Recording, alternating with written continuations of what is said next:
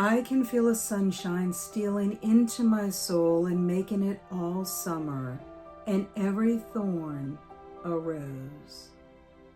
Hello, friends and fellow bibliophiles. Welcome back to Cats and Novel Adventures. That beautiful quote was written by the American poet Emily Dickinson, who happens to be one of my favorite poets, and her words really spoke to me. I'm very excited about the summer, and in today's video, I want to share some of my summer plans with you.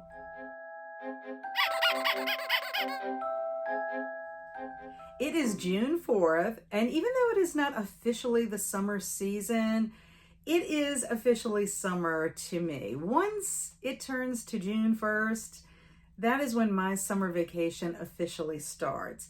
And yes, it is hot and humid here in Louisiana. And yes, hurricane season has officially started, but I am not going to let either of those things dampen my joyful spirit about being on summer break.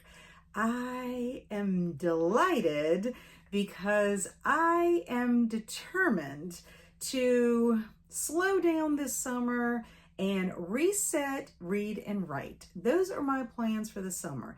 Most of you know that my one-word theme for 2024 is reset, and that is what I am going to be doing in June, July, and August, along with some other activities. But one of the first things that I want to do for my reset is I want to take a look at my 24 for 2024 list. I haven't looked at it in a while, and there are some aims on there that I need to address in my personal life, like exercise and eating healthy and being a better time manager, which brings me to one of my biggest tasks that I need to do in the month of June. Actually next week on June 10th, and that is to time track for the second quarter of the year. I need to know where my 168 hours are going. Once I establish the personal aims I want to tackle this summer, I am going to take a look at some of the organizational aims that I have on my list as well. I need to declutter some spaces in my house. I think it would make me feel a lot better, and I think it will help me get a lot more accomplished. I have plenty of reading and writing aims that will be taken care of with the activities that I have chosen to do this summer. I also want to spend more time with family. In fact, I'm off to a good start. On June 1st, my husband and I attended a baby shower for my niece Caitlin and her husband Mark. They're expecting their first baby, so we could have a little baby in our family either at the end of July, beginning of August. Very exciting. And then my sister is visiting this week. Very excited to see her. It's been a couple of months. So we'll spend some days together at my parents' house, catching up. And then my husband's brother and his wife are hosting a 4th of July barbecue, and we're hoping to be able to make that as well. In addition to spending time with family, I also want to spend some time reconnecting with friends that I have not seen in a while. So talking about family and friends brings up a list of activities I would like to do that is part of a summer bucket list that was created by a sweet couple, Lindsay and Jonas, at It's a Charmin' Life. I love their channel, and I know I've mentioned them here before. They live in a cozy cottage in the Sleepy Hollow countryside, and they always have these wonderful seasonal bucket lists that they do, and they inspire me to want to engage more in seasonal activities. Many of these activities can be done with family and friends, so I'm hoping that will inspire me to incorporate them throughout the summer. So let me share what these activities are on their bucket list. Pack a picnic, nurture with nature, wonderful water, farm fresh fruit. We have a farmer's market every Saturday in Hammond, and Barry and I do not take advantage of it enough. So I'm hoping a couple of times this summer we can go see what kind of fresh produce they have at the farmer's market. Tea time. I'm excited about this one because, and I know I've mentioned this before, especially on sprints, I want to host a tea party while my sister is visiting with my mom. I think it would be fun. It'll be like a belated Mother's Day activity. I think my mom will be very excited to do it. Also, there is floral frolicking where you could go attend a botanical garden or just look at the lovely flowers that are blooming in your neighborhood. Soak up the sun. Cold confections. Everybody likes a cold confection. I mean, we're talking ice cream, and we have snowballs here in Louisiana. Whimsical wildlife, as well as delightful daydreaming. I will leave a link in the description box below so that you can check out Lindsay and Jonas's summer bucket list video. They give a bunch of ideas, and I just think anybody who wants to have more enrichment in their summer break, this would be a good list to look at that I really do think will bring more joy in your life.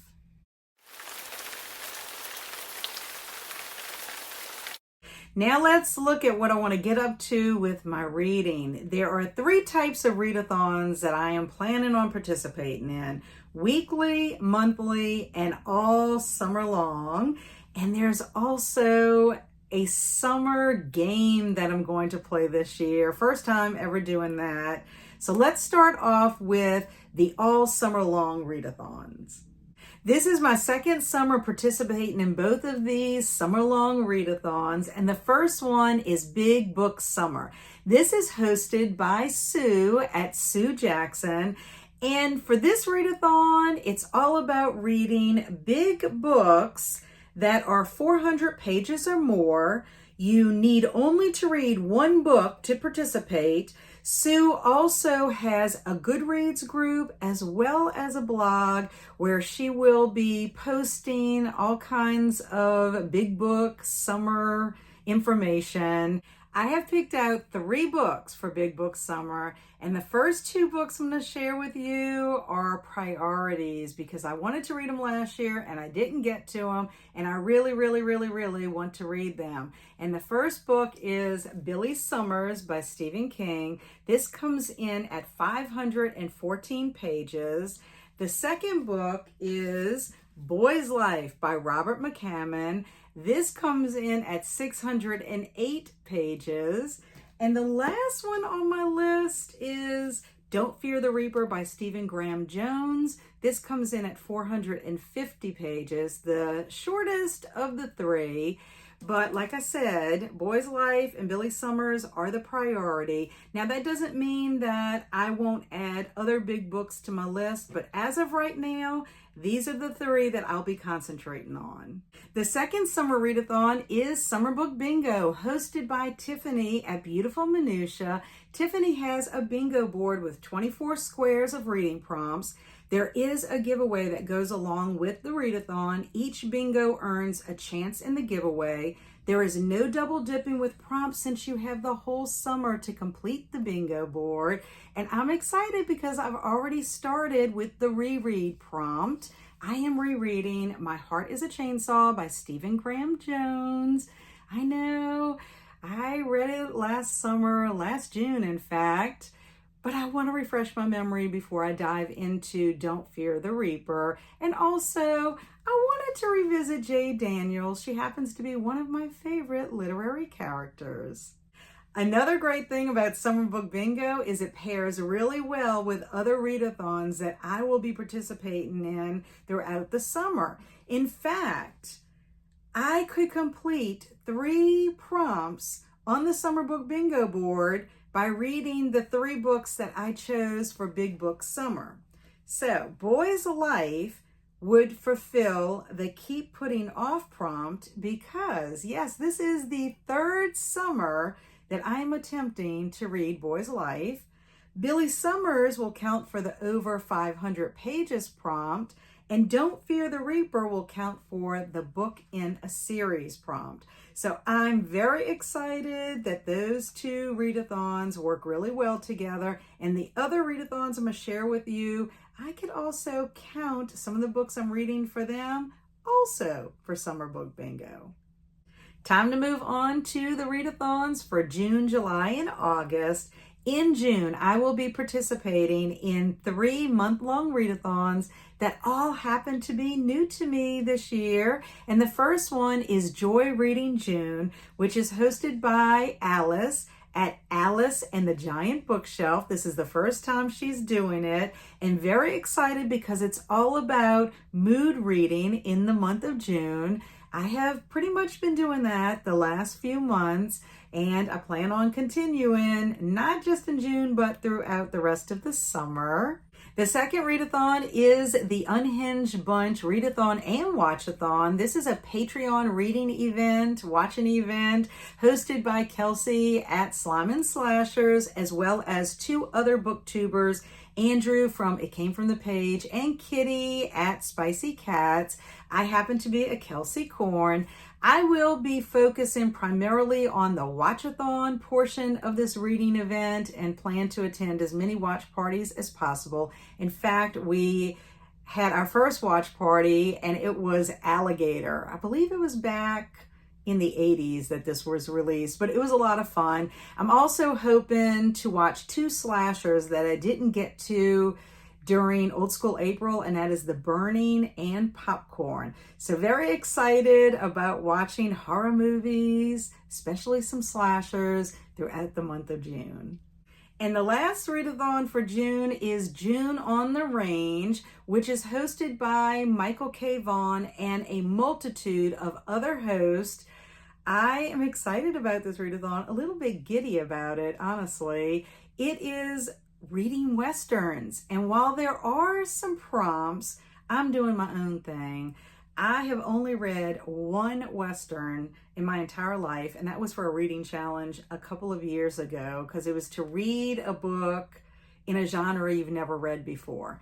And I happened to pick up a Gunsmoke Western at the Friends of the Library store and loved it. Now I have to decide on what I want to read, because I'm mood reading and I'm going with the flow. So here are my pile of possibilities, because my goal is to read at least 1 of them. So here are my choices. This is the one I got from Dollar Tree. It's called The First Mountain Man, Preacher's Carnage by William W. Johnstone and J.A. Johnstone.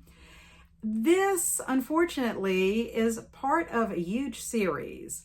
I say unfortunately, but I'm only saying that because I think maybe I might have to read the other in the series. If any of y'all have read any of these books in this First Mountain Man series, please let me know if I have to read it in order, because there's so many other books before this. So I may have to just put this to the side indefinitely.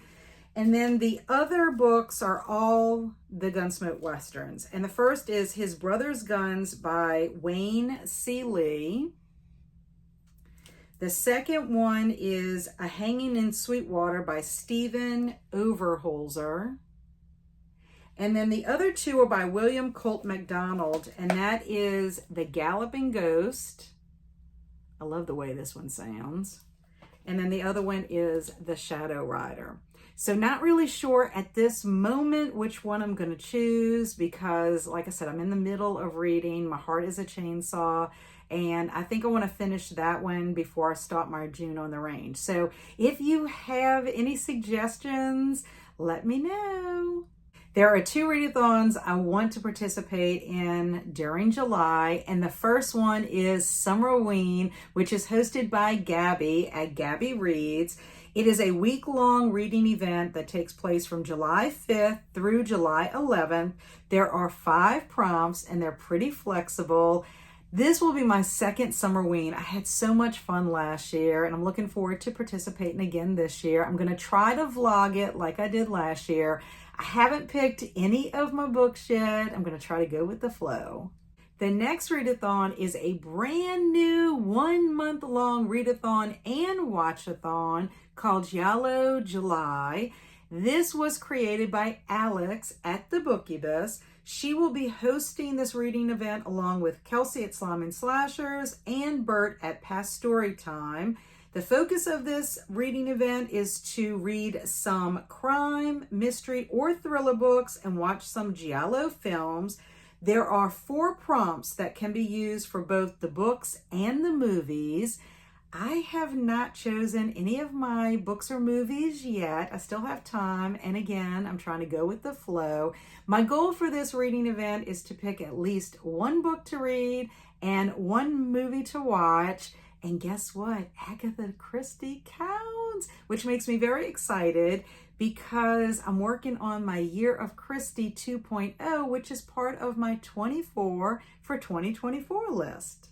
For August, as of this moment, the only readathon I'm planning on participating in is Garb August. This is hosted by Ali at Criminali and a plethora of other hosts.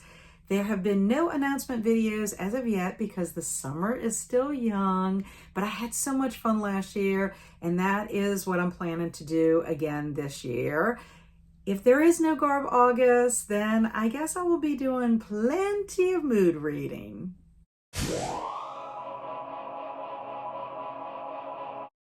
What are my writing plans for the summer? Well, I'm glad you asked because I have a couple of them. First, I'm going to continue with the writing challenge I'm doing this year called Write 24 in 24, where I am writing at least 24 minutes every day. I've been doing really well with that challenge, and I'm planning to continue until the end of the year. Second, I am going to be prepping in June for a writing project that I will be doing in July. And my prep is to read a book called Write, Eat, Sleep, Repeat, 30 Days, 50,000 Words, How to Win NaNoWriMo, written by my friend Emma Bennett. This little book is going to bring me some inspiration. It's going to help me with motivation and also give me some tips on how to be prepared for writing during Camp NaNoWriMo in July. Yes, it will be my first time participating in Camp NaNoWriMo. It's supposed to be a little more laid back than NaNoWriMo in November. And so I have decided that my writing project is to write a series of blog posts for my blog, The Cat Files, and I'll be writing about my adventures in Sicily. So I'm very excited to finally get to write about my adventures. I had a great time in Sicily, and I want to be able to share them with my readers on my blog.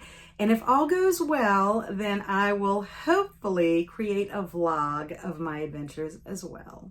In addition, I want to read On Writing, a Memoir of the Craft by Stephen King. I have been wanting to read this book for a very long time. So happy that I am making the time this summer to read it. My goal is to begin it in June, take my time with it throughout the summer, and finish it by the end of August. It also can count for the nonfiction prompt for Summer Book Bingo. Game time, game time, game time, game time. I am so excited about this game. I have never played anything like this before. It looks like it's going to be a lot of fun. And despite the name of the game, it can be used for everything that I am planning to do this summer. So that's why I saved it to share with you at the end. It is called Roll Your Next Read, and it is hosted by Lindsay at Lindsay's Little Library and Sarah at Sarah's Nightstand. This is part of their Booklist Thursday series.